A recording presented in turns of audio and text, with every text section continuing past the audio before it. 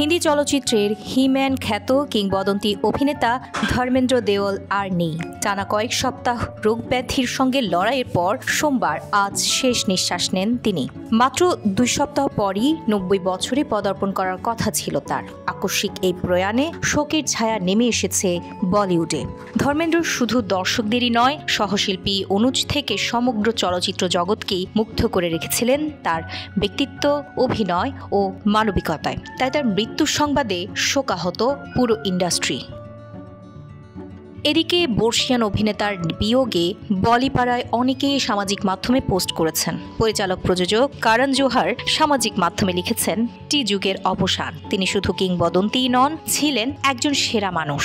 অভিনেতা অজয় দেবগন তার ইনস্টাগ্রামে শোক প্রকাশ করে লিখেছেন, তার উষ্ণতা, উদারতা ও উপস্থিতি প্রজন্মের পর প্রজন্ম শিল্পীদের অনুপ্রাণিত করেছে। ইন্ডাস্ট্রি একজন কিংবদন্তিকে হারালো। 1935 সালের 8 ডিসেম্বর পাঞ্জাবের নসরালিতে জন্ম ধর্মেন্দ্রর। দরিদ্র কৃষক পরিবারের সন্তান হয়েও শৈশব থেকে সিনেমার প্রতি ছিল অদম্য টান। 1960 সালে ফিল্মফেয়ার ট্যালেন্ট প্রতিযোগিতা জিতে বলিউডে পথ চলা শুরু।